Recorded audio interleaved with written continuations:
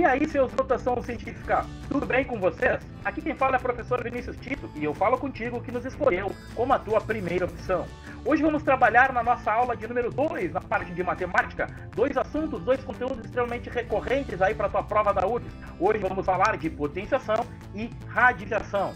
Dentro ali do nosso assunto de potenciação, como é que aparece na prova da URGS, então? A prova da URGS vai te cobrar essa parte da potenciação como uma situação problema e, portanto, te trazendo um contexto ali, te botando a par de uma situação real ou uma situação específica, né? De uma situação onde tu vai ter que resolver aquilo a partir da ferramenta da potenciação, utilizando a potenciação como ferramenta para essa tua resolução. De forma direta, né? Com expressões e equações, ou pedindo o algarismo das unidades, ou somando aos algarismos de um número final, né? Ali nas unidades, né? Então, essas duas formas ali, por um bom tempo, a URGS cobrou, nesse sentido, essa parte aí de potenciação. Então, vale ficar atento aí, né? Vale dar uma olhadinha aí em provas anteriores que tem bons exemplos, e hoje a gente vai dar uma detalhada nesses tópicos aí. E, obviamente, né, grandeza de números, e, portanto, envolvendo a parte de notação científica, que é uma aposta minha aí, né, que pode aparecer tanto na parte somente de potenciação, ou a potenciação, assim como a radiação também, que a gente vai ver depois, condensada em meio a outros conteúdos. Bom, o que tu precisa saber dentro dessa parte de potenciação? Tu precisa dominar e entender que a potenciação em si, ela nada mais é do que uma multiplicação sucessiva pela sua definição. Então, 2 elevado a 3, o 2 é a tua base, o 3 é teu expoente, portanto, nesse caso, ele vai ser a quantidade de vezes que tu repete aquela multiplicação do 2. Repara que no 0,3 ali, o que a gente tem, né, antes de sair fazendo a multiplicação sucessiva, muitas vezes é conveniente transformar o 0,3 em fração. Né? Então, embaixo a gente tem ali a nossa fração 3/4 elevado a 2, elevado ao quadrado, e a gente tem os devidos resultados. Né? 2 na 3 é 2 vezes 2 vezes 2, que vai dar o nosso 8.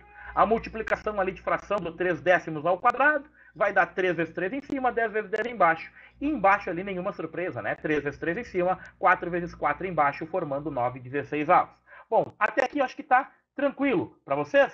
Tudo certo? Então, quando eu estou falando de base negativa e expoente negativa, aqui tu tem que eu chamo a atenção ali para a regra de sinal que vai acontecer, que antes também acontecia. Porém, quando as tuas bases são positivas, a gente continua tendo um resultado positivo. Aqui a gente vai ter uma oscilação, vai depender, se o nosso expoente for par, a gente vai ter um resultado positivo. Se o nosso expoente for ímpar, a gente vai ter um resultado negativo. Mas eu não quero que tu grave essa ideia e lembre essa ideia do par ou ímpar. Lembrar tu até pode lembrar, né? Na verdade, tu pode lembrar. Mas gravar, eu acho que não é interessante. Tem bastante coisa aí para ter na cabeça para a prova. Então, basicamente, tu tem que entender que o que está acontecendo ali é uma regra de sinal. Menos 3 ao quadrado nada mais é do que menos 3 vezes menos 3. Então, tem uma regra de sinal de menos com menos na multiplicação. Menos 3 ao cubo vai ter uma regra de sinal de menos com menos que dá mais, com menos que dá menos. Então, sempre que tu tiver o expoente ímpar, o que acontece é que sempre vai sobrar um menos ali para fazer a regra de sinal, e aquilo vai negativar todas as outras multiplicações sucessivas. E, portanto, o resultado vai ser negativo. Então, repara que isso vale para fração, vale para decimal, da mesma forma. Então, regra de sinal aqui é o que eu chamo a atenção nessa parte, tá bom? Dando sequência aqui, o que a gente vai ter, então? Chama a atenção, repara, cuida, principalmente se a tua questão aparecer ali a partir de uma expressão, de uma equação. Menos 8 ao quadrado é diferente de menos 8 ao quadrado. Como assim, senhor? Tu falou a mesma coisa. Mas se tu ver ali na imagem, se tu estiver observando ali na imagem, tu vai olhar que no menos 8 ao quadrado com o parênteses, o sinal de menos, ele está dentro daquela multiplicação sucessiva. Então, ele faz parte daquela regra de sinal. Já o menos 8 ao quadrado sem o parênteses, aquele menos, ele não faz parte da tua potenciação. E, portanto, é como se tu tivesse ali, né? Menos 8 vezes menos 8, que dá 64 quando tem o parênteses. E quando não tem o parênteses, é como se tu tivesse menos o 8 vezes 8, que vai acabar dando um número negativo, né? Vai dar aquele sinal de menos esperando o resultado de 8 ao quadrado. Tá certo? Então, cuida com parênteses e sem parênteses, principalmente com o expoente par. Ali na parte de baixo a gente tem menos 3 quartos elevado na 4. Então cuida, porque se tu não tiver o parênteses, tu vai estar elevando somente o 3 ali, elevado na 4. E mais, tem mais a questão do sinal que não vai estar fazendo parte daquela multiplicação sucessiva. Então tem que ter esse cuidado, tá bom? Dando sequência aí, a gente tem então base positiva e expoente negativo. E aqui aquele sinal de menos do teu expoente, ele não tem função de dar a ideia de diferença, não tem a função de te fazer, enfim, tem que fazer uma regra de sinal, não tem a função de trabalhar ali com qualquer outro tipo do que a gente está acostumado com o sinal de menos da subtração, né? O objetivo dele, e eu quero que tu lembre dessa aula, quando estiver fazendo uma prova, quando estiver fazendo qualquer exercício que apareça ali para ti um sinal de menos no expoente, então um expoente negativo, tu vai lembrar que aquele menos não é um menos, tu pode olhar para ele como um i de inverter. Claro que é um menos, né, gente? Mas eu quero que tu lembre como a ideia de inversão. Olha para aquele menos como um i de inversão. Quando tu tem o expoente negativo, tu tem que lembrar que tu precisa inverter. Então, a inversão ali do 2 na menos 3. Então, o 2 é como se ele tivesse um embaixo, né? É como se ele tivesse, não, ele tem um embaixo, né? Assim como o 3 também tem um embaixo, como qualquer número inteiro. Então, quando a gente inverte ele, o 1 vai para o numerador e aquele 2 e aquele 3 vão acabar indo para o nosso denominador, tá certo? Então, ali, repara que quando a gente tem o número decimal, né, 0,2 elevado na menos 2, antes de sair invertendo qualquer coisa, transforma aquele 0,2 em fração, fica mais fácil de inverter depois. Olha que barbada ali, 2 décimos vira 10 meios, né? E repara que o sinal de negativo já saiu porque tu já inverteu. E o mesmo acontece quando tu tiver uma fração, né? Fica mais fácil ainda porque tu já sabe qual é o numerador, quem é o denominador, para tu fazer as devidas inversões. E aí a gente tem os nossos resultados, né? 3 a menos 1 terço, ali a inversão, né, de 2 a menos 3 fica 1 meio elevado na 3, e aí multiplicação de fração, né? 1 meio vezes 1 meio vezes 1 meio dá 1 oitavo. Repara aqui que no 0,2 elevado na menos 2, quando a gente tem aquele 10 meios, se for possível fazer a simplificação no sentido de encontrar o número inteiro, se facilita. Vai lá, resolve, 10 dividido por 2 é 5, e depois tu resolve aquela potência, tá certo? Tranquilo? E o mesmo vai acontecer ali na fração, né? 3 quartos, a gente tem elevado na menos 2, tem aquela inversão. Dando sequência, então, ao nosso estudo, aqui a base negativa e expoente negativo, a gente tem duas preocupações. Uma delas é a inversão, que a gente já tinha, e agora a questão da regra de sinal. Então, menos 2 na menos 4 é menos 1 meio, e, portanto, já invertemos, elevado na 4. Assim como menos 2 elevado na menos 3 é menos 1 meio, já invertemos, elevado na 3. E assim por diante. Como é que a gente vai ficar, então? A gente fica, então, cuidando da regra de sinal, 1/16avos, depois menos 1 oitavo, devido à regra de sinal, né? Menos com menos, vai acabar dando menos.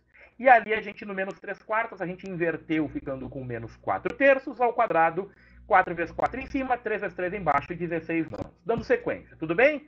Tranquilo? Vambora! Não desiste! Vem comigo, vem com o soro, vambora!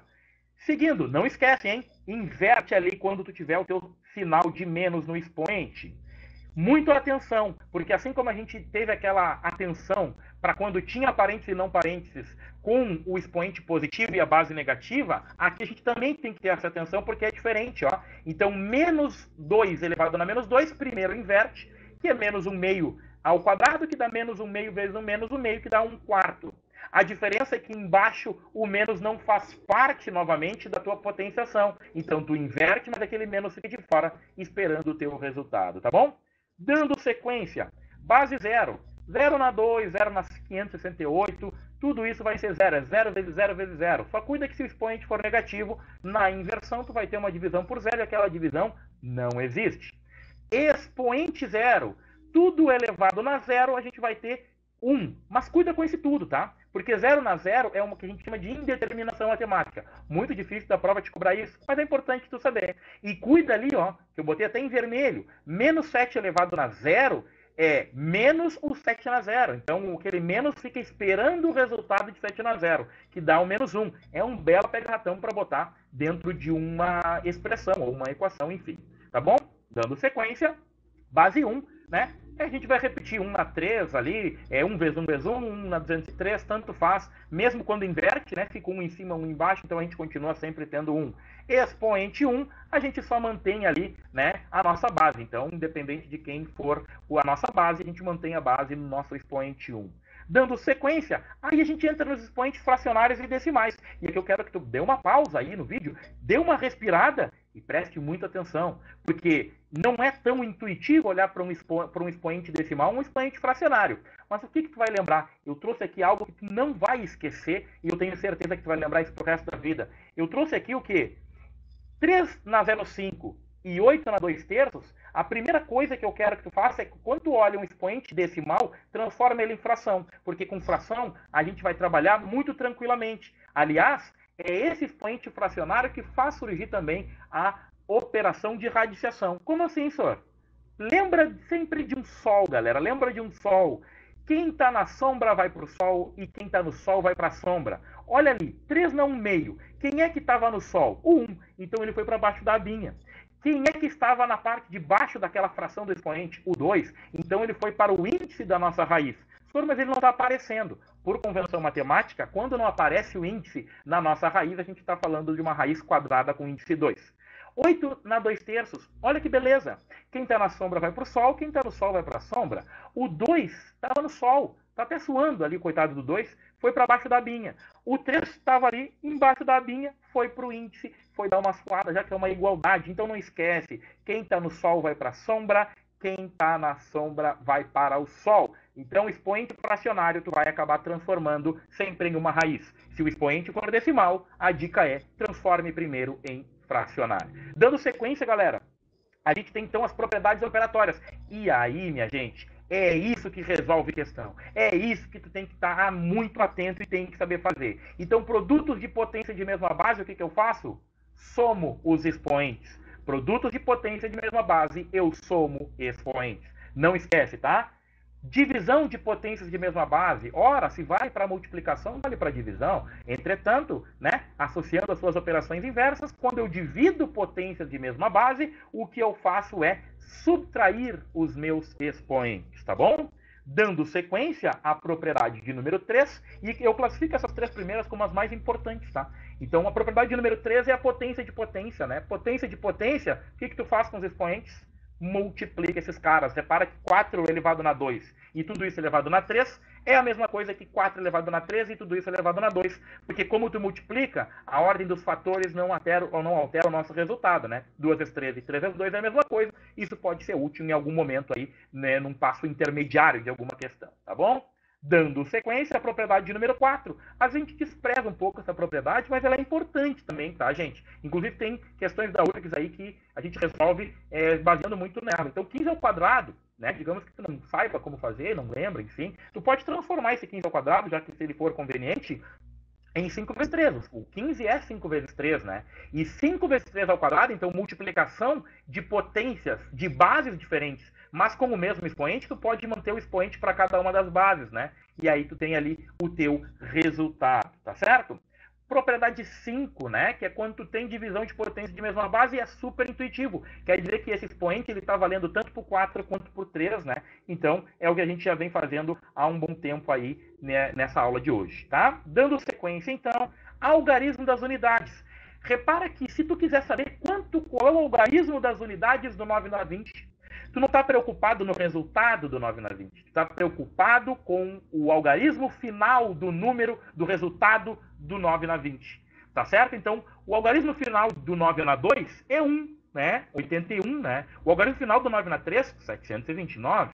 Repara que está acontecendo, tu tem que perceber no algarismo das unidades, tu tem que tentar encontrar um padrão. E olha o padrão ali, está se repetindo 9, 1, 9, 1, 9, 1. Eu já sei que o 9 na 6, ele vai ser 1 como o nosso algarismo das unidades, o 9 na 7 vai ser 9. Então, ou vai ser 9 ou vai ser 1. Tudo depende do quê? Se o expoente for ímpar, tu vai ter 9. Se o expoente for par, tu vai ter 1. Portanto, 9 na 20, o algarismo das unidades é 1. Só e o resultado não importa para a questão está querendo te cobrar apenas essa propriedade aí, né, no quesito das potenciações. Então, qual é a dica? A dica é tu observar o quê? Tentar encontrar um padrão. Dando sequência, notação científica, né, gente? Notação científica nada mais é do que uma forma de compactar números, né? A partir de uma multiplicação de um número por uma potência de 10. Então, olha lá, 3.556.700, onde é que está a vírgula desse número? Está lá atrás do zero, né? Então, para onde essa vírgula tem que passar para que esse número, ao multiplicar uma potência de 10, ele esteja entre 1 e 10, porque essa é a definição de notação científica.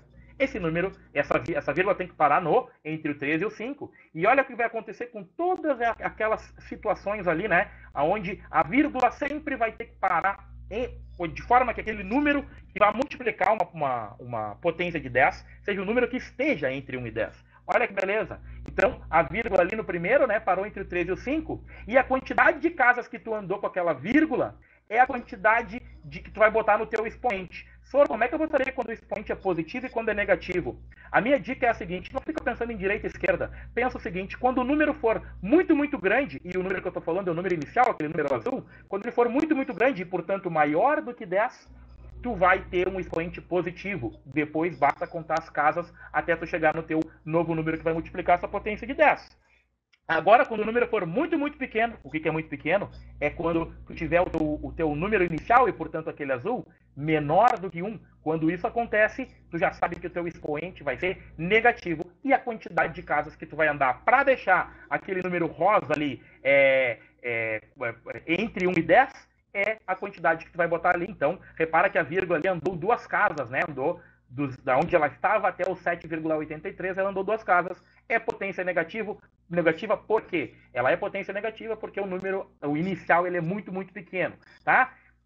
Eu não estou mudando o número, eu só estou reescrevendo ele a partir de uma ferramenta. E isso, boas possibilidades de aparecer na tua prova. Então fica bem atento na notação científica, tá bom? Então notação científica é uma forma de reescrever o número de modo que ele seja um produto produto de uma potência de 10. Tá certo? É muito importante que o número que irá multiplicar a potência de 10, ou seja, aqueles que estão em rosa ali multiplicando as potências de 10, eles estejam entre 1 e 10, e portanto maior do que 1 e menor do que 10. Tá certo? Beleza, gente? Para fechar a parte de potenciação, então, ordem de grandeza, né?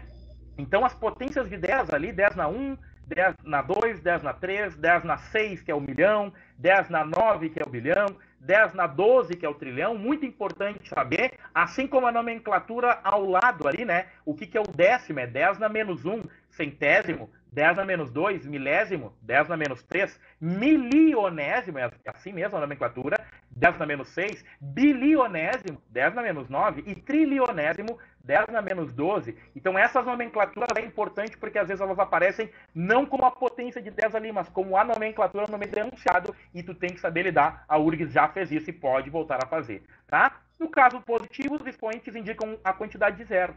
No caso do expoente negativo, o expoente, né, a quantidade ali dele, pura, absoluta, vai indicar ali, de fato, as casas decimais depois da vírgula, tá bom? Aqui a gente fecha a potenciação e a gente entra no nosso conceito de radiciação. Vem comigo, não te esconde e vamos para cima dessa prova. Seguindo então, galera, radiciação. Como que aparece na URGS? Também como uma situação problema em meio a uma situação contextualizada, de forma direta, expressões e equações, assim como a potenciação, e a parte em especial de racionalização, nossa parte final aí da nossa aula de hoje, é uma forma também que a prova te cobra esse tipo de situação, tá? Pode aparecer ali com a ideia das geometrias, né? Quando eu falo das geometrias, eu estou falando de área, volume, distância entre pontos da geometria analítica, tudo isso pode aparecer. Bom, dizemos então que a raiz de x é um número único e não negativo, e quando multiplicado por si se iguala a x. Então, por exemplo, raiz de 16 é 4 pelo que, afinal, 4 vezes 4 é 16. Raiz de 144 é 12, raiz de 10.000 é 100, então pelos mesmos motivos, né? E aqui a gente está falando inicialmente de raiz quadrada, tá?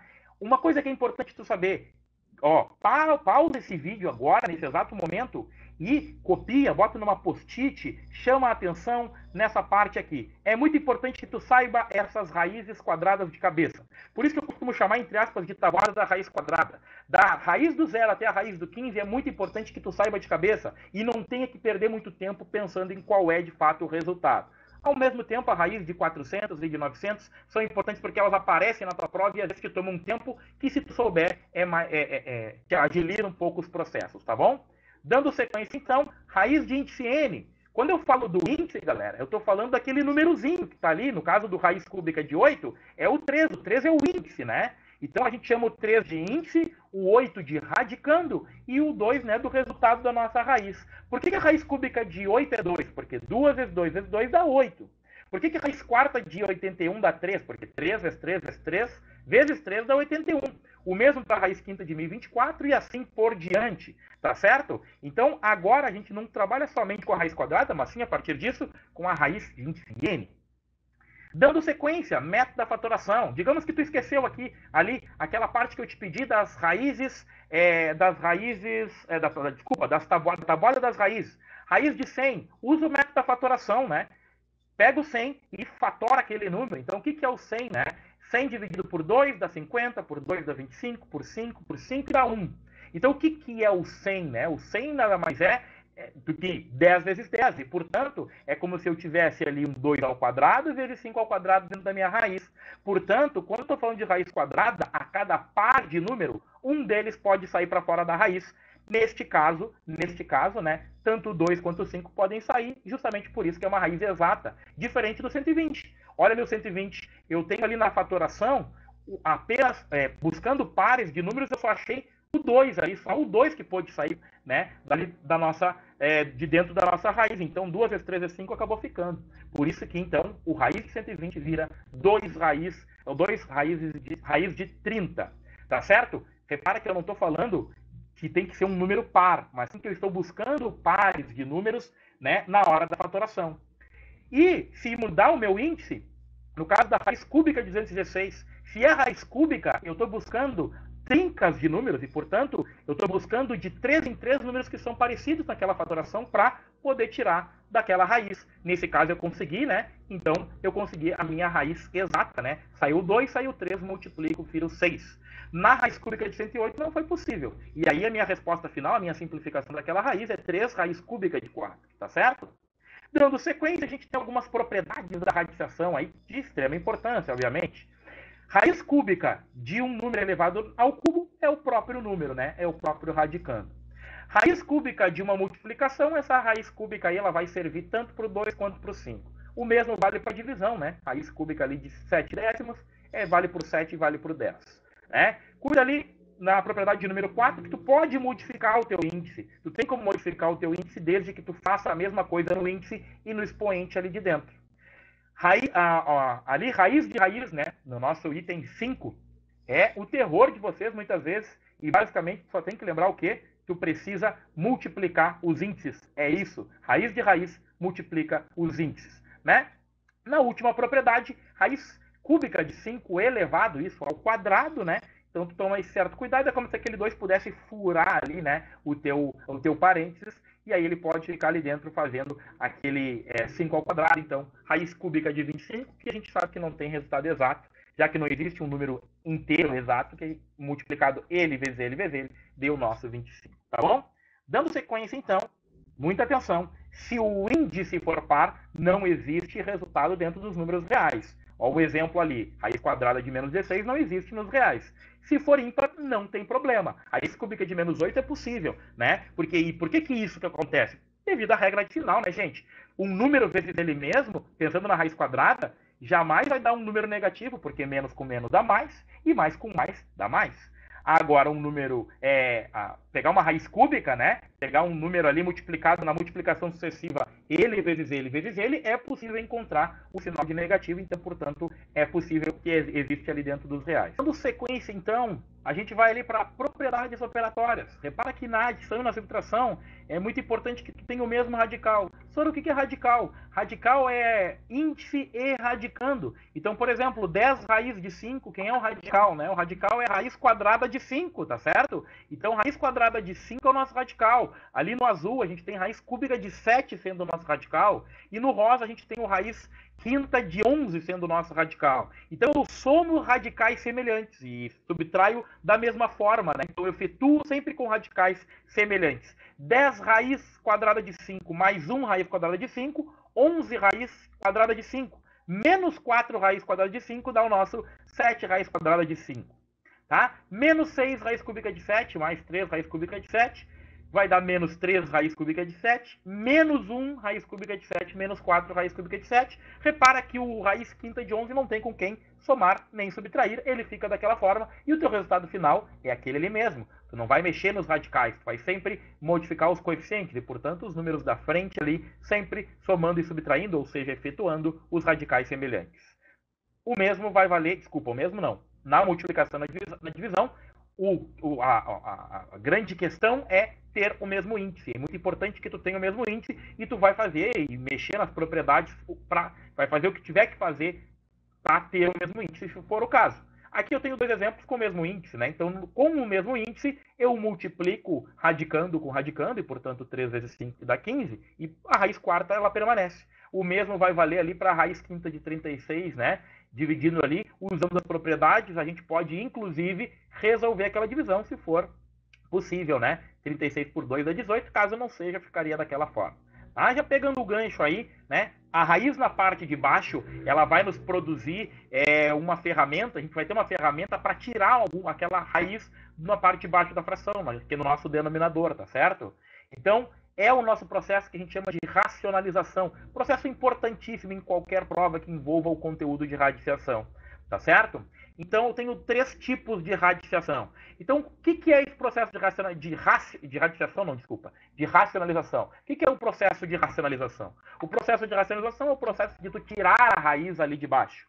Então, para tirar essa raiz ali de baixo, o que tu precisa fazer? No tipo 1, tu vai fazer o seguinte, tu repete a fração e vai multiplicar por 1. Mas quem é esse 1? É um 1 muito conveniente, aonde tu pega o número de baixo, não importa quem está no numerador, quem está na parte de cima da fração, pega o denominador e, portanto, o número de baixo e repete ele. Então, eu fico com um produto da seguinte forma. Eu repito a minha fração inicial e multiplico pelo meu fator racionalizante. Esse fator racionalizante no tipo 1 sempre vai ter a ver apenas com a parte de baixo, né? Então, eu repito. Repara que algo dividido pela mesma coisa é 1. Então, teoricamente, eu não estou mudando a grandeza do número. Eu apenas estou tirando a raiz ali de baixo.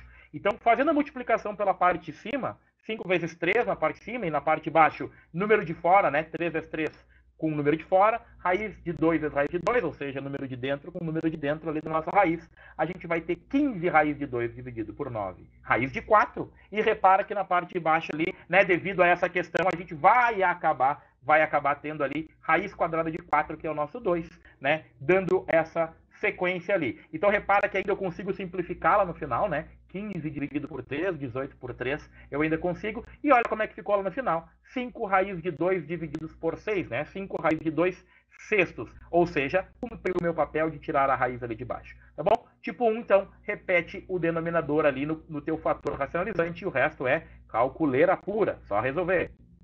Tipo 2, a gente vai observar o tipo 2 da seguinte maneira. Tu vai olhar o denominador e tu vai trocar o sinal do meio no teu fator racionalizante. Ou seja, se ali no meio, entre os dois valores, né, tu tiver um menos, vai virar mais. Se tiver mais, vai virar menos. Quando eu falo o sinal do meio, o tipo 2, ele sempre vai nos apresentar na parte de baixo, no denominador, uma raiz quadrada e sempre vai ter uma soma ou subtração. Se for uma subtração no valor inicial, o fator racionalizante tem uma adição ali. Se for a minha adição, vai ter uma subtração. Tá bom? O resto, ali a nossa propriedade distributiva, né? Calculeira pura. Lá na parte de cima, né? 7 vezes 5, 7 vezes raiz de 3. Na parte de baixo, eu quero que tu repare que na parte do meio, quando tu faz o chuveirinho, né, a nossa propriedade distributiva, tu fica com menos 5 raiz de 13 e mais 5 raiz de 13. Isso é zero, né, galera?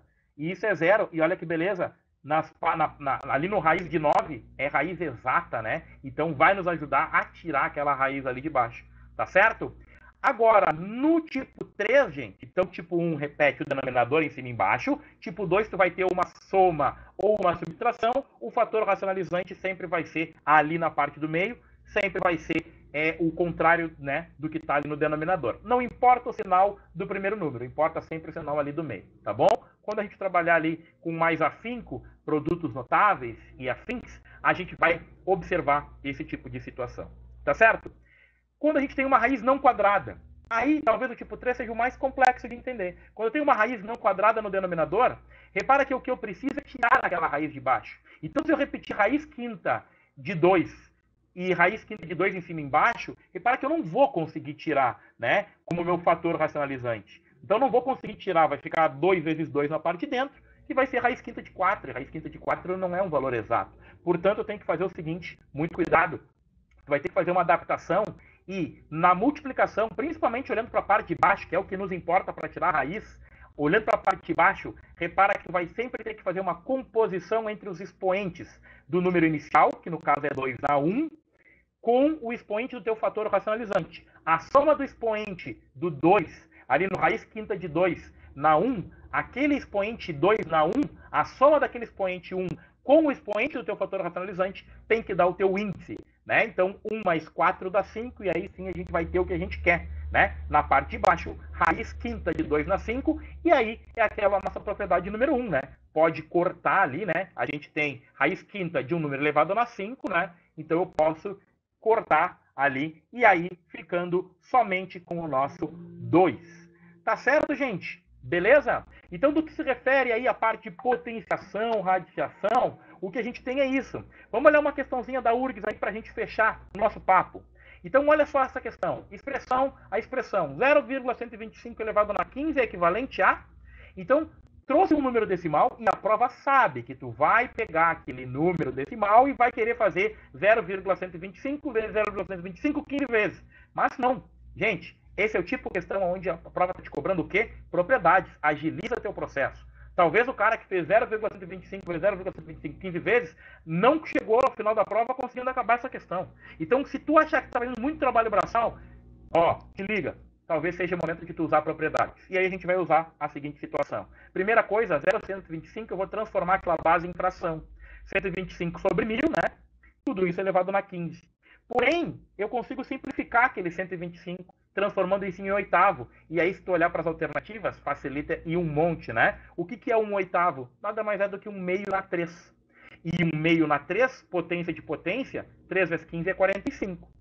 Então, eu fico com um meio na 45. O que é o teu um meio? Um meio nada mais é do que 2 na menos 1. De novo, ali, potência de potência, e a gente fica com 2 na menos 45. Tua resposta ali na letra D de dado. Beleza, gente? Tranquilo? Tá certo? Então, o que a gente tinha aí de questões para trabalhar e tópicos de potenciação e radiação era isso. Tá bom? Então, quero que tu não esqueça ali de ativar o sininho, te inscrever no canal e seguir a gente nas nossas redes sociais. Valeu pela atenção. Tchau, tchau, pessoal. Fui. Até mais.